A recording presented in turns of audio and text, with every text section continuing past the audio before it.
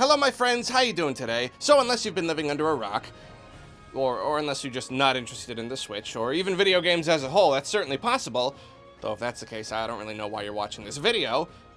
Anyway, there's a good chance you know that we just saw the release of Octopath Traveler. This one has been on the radar since all the way back at the Switch event last January, when it pretty much immediately won us all over with its gorgeous art style. I know I at least was sold from the get-go, and later when they released that first demo, I shut it off after like 15 minutes. And I was like, yep, getting this game. Nope, no point in playing the demo any longer. That's only gonna make me want it more and make the wait even more painful. But now the game is released, and to answer a very common question, I'm sad to say that I won't be reviewing it. Frankly, it's just too long. This game is too big. I don't want to rush through a game this big, and I don't really feel like releasing a review like months after the fact, so I think it would be best to just give it a pass. However, I would like to talk a little about how important I think this game is, and also give you my early impressions. So, not exactly a review, but sort of like half a review and a discussion video mixed into one. Hey, that's a pretty good value if you ask me. It's like 1 1/3 for the price of one. So without further ado, let me tell you a little bit about Octopath Traveler. I'm not exaggerating when I say that this is the second most important game of the year. Smash is without a doubt the most important. It's got the most hype, it's gonna be huge, it's gonna sell trillions of units. Pokemon Let's Go Pikachu and Eevee will be pretty big as well, but I'm still trying to decide how important they are. On the one hand, they could potentially pull in a lot of new people, grow that install base, but they might also just sell some pretty good numbers simply because they're Pokemon games and that's it.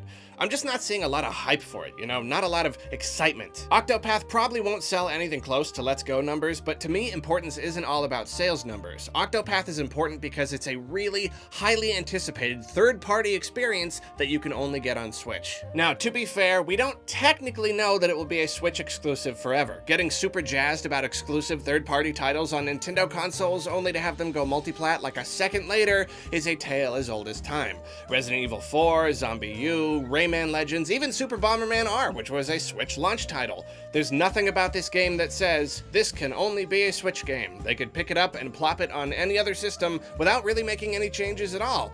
But even though our fancy little Octopath Club might potentially be compromised in the future, right now I'm gonna treat the game like what it currently is. A Switch-only game that was not made by Nintendo and that everyone is really jazzed on. And really, as far as bigger projects go, I'd say it's only the second notable exclusive, the first one being Mario and Rabbids. And that's a really big deal. I mean, Mario and Rabbids at least had Mario on the cover, which gave it an edge, but this game has been riding entirely on how cool it looks. Square was like, let's make a cool game for the Switch, and they did, and we all thought it was really cool. I mean, I don't personally know anyone who hasn't been eagerly waiting for this game. I'm sure there are people out there, but rarely do I see the whole community get so unanimously hyped for a game, especially a game that doesn't have Mario or Zelda or Pikachu on the cover. I certainly hope all that hype translates to sales, because there's kind of a lot riding on this game. Octopath selling well won't just tell Square that they should keep supporting the Switch. In a way, it's gonna tell everyone that the Switch is a platform worth developing for. That if you make a game that captures our attention, we're gonna buy it. It also tells them that we love games with unique visual styles. Ultimately, Octopath keeps you playing thanks to its great gameplay and world, but it's that style that pulls you in the first place. I, for one, am getting pretty tired of games that all look the same. So when a game comes along and does something that feels really new and fresh, it makes a splash. And I tell you, third parties could really use the incentive right now. Multiplats are definitely an important aspect of console support. All the ports and indies and everything the Switch is getting, it's all great. I'm extremely pleased that we at least have that. But man, we need more originals. The Switch needs more games that you can only get on the Switch. Nintendo, bless them, they're doing their best, but they can only release so many games from their catalog of IPs. The Marios and Zeldas and all that are usually enough to push a good number of units all on their own, but if the Switch wants to be more, like really be more, it needs more Switch games. So please, Octopath Traveler, sell 2 or 3 million units. Maybe more. Make it 4 or 5, just to make me happy. I don't know what all the other third-party developers are doing. The Switch is turning into a huge success, but please, you Octopath Traveler, you go and show them what system to put their next game on. So now on to the game itself. I do plan on getting the game eventually, but these impressions are based on the prologue demo. And dude, this is one stinking hefty demo. You can play for 3 hours, and I'm not even sure if that counts story sequences. In all my time, I was only able to get through 3 opening chapters of the 8 characters, and looking at the map and seeing all the paths I wasn't able to take, it really gives an impression of the scope of the game. Like, that was a pretty hefty play session, but I feel like I barely even scratched the surface of this game.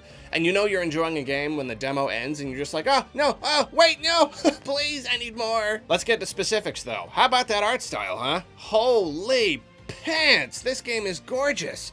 It doesn't matter if you're in a cave or a forest or some boring part of a town. Every single piece of this game is a joy to look at. I'm usually pretty torn with pixel graphics. There's the part of me that thinks they're really beautiful and loves the little nostalgia tickle they give me, but then there's the other, more cynical part that's kind of bored with them and feels like they can sometimes be something of a cheap excuse to not make more involved and complicated art for your game. These two parts of me fight a lot over, like, everything. Like I said though, Octopath does something new. It mixes pixel graphics with 3D graphics in a very unique and almost bizarre way.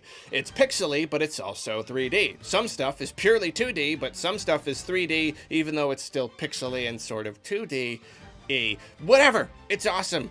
However they did it. What really give it that extra visual punch though are the effects. The game uses a strong depth of field, so objects in the foreground and background are blurred. This gives it something of a magical feel and makes everything seem very small, almost toy-like. It's kind of like a big pop-up book. Then the lighting is just wonderful. It's especially obvious just how much of a difference dynamic lighting plays here when you're in a battle. Using boosted attacks will bathe the screen in different colors, and having light actually shine on sprite characters isn't something I'm used to seeing. The effect is just wonderful. Pretty graphics wouldn't mean anything without good gameplay though, and fortunately Octopath Traveler shines in this department. Okay, so here's the thing.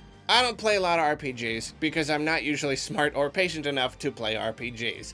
I love the idea of turn-based combat and gaining levels and all that stuff, but rarely are games simple enough for my very small brain. Even some classic RPGs are more than I want to deal with, but this game is perfect. Gaining levels is simple, equipping your characters is simple, choosing new skills is simple, there aren't tons and tons of crazy different menus and options to go through. It's everything I could want from an RPG. It's the combat that brings that extra level of complexity, though that's not to say the combat system is complex per se. You have simple tools at your disposal, but they work together to make for an experience heavy on strategy. The boost system in particular is incredibly satisfying to use, and proper boosting is key to victory, so in addition to SP and items, boost points become something of a resource. Then the braking system adds a huge amount of strategy, figuring out weaknesses, then exploiting them at just the right times, and trying to line it all up with your boost attacks. It's constantly engaging and makes even the simplest battles against the smallest enemies fun and satisfying. When you time everything just right and you break your enemies and unleash heck upon them,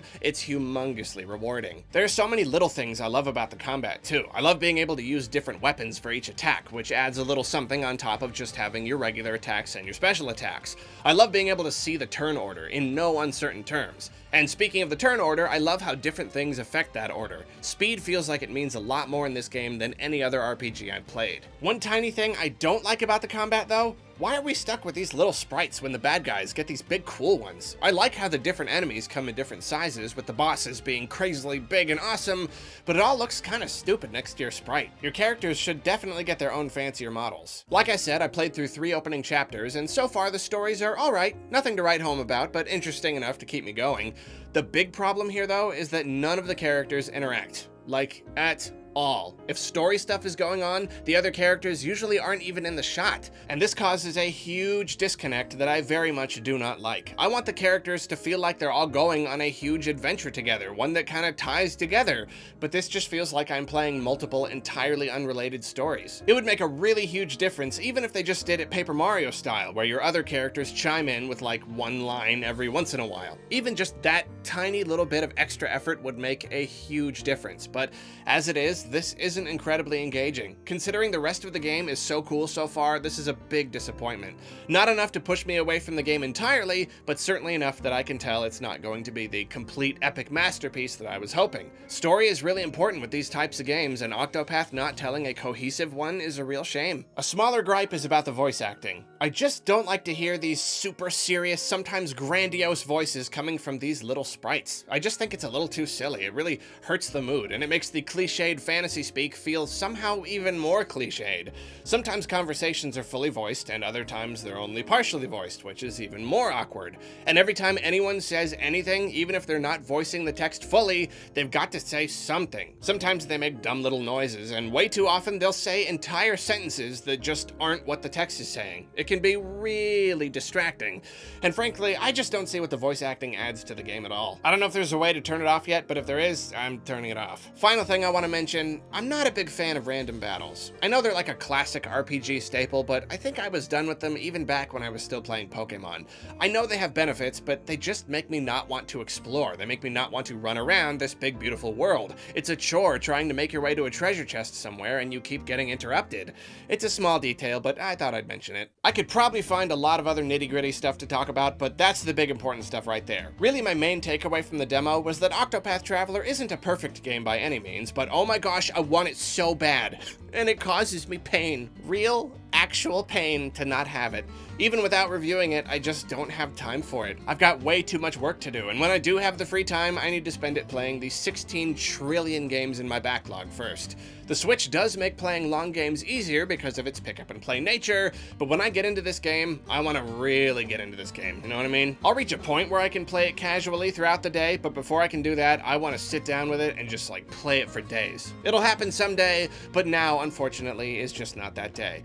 But hey, I really enjoyed the demo. It captivated the heck out of me. I found myself yearning to take some of those blocked off paths, wanting to explore the map and just to make it to one more town, just one more little set of quests. Like I said, I don't do RPGs too often, but man, this one's got its hooks in me. And at the end of the day, that's the thing that really makes Octopath Traveler such an important third-party exclusive. It's just so good. It's so immediately engaging. And sure, maybe things will change and halfway through the game, I'll suddenly find out I actually hate it or something. But right now, based on what I've played, it is a game that I'm going to love. That hype train is still running. Everywhere I look, people are playing it and they're loving it. This ain't just an exclusive. This is a very high quality one. You done good, Square Enix. You done good. Chances are you're either playing Octopath Traveler right now or you've at least got an opinion on it and basic typing skills. Either way, I want to hear about it down in the comments. Thank you for watching. You have yourself a nice day and cue Patreon shout out. This video was brought to you in part by my top patrons, these excellent, just high quality, grade A, top of the line people, these names scrolling by right now. If you would like to get behind the scenes updates on what I'm working on, little glimpses into my secret projects, and just hang out with me and fellow patrons, head on over to my Patreon page where you can get all that stuff for as little as $1 a month. Thank you for watching. All right, I know I already said that. I'm saying it again. Thank you for watching, and I love you.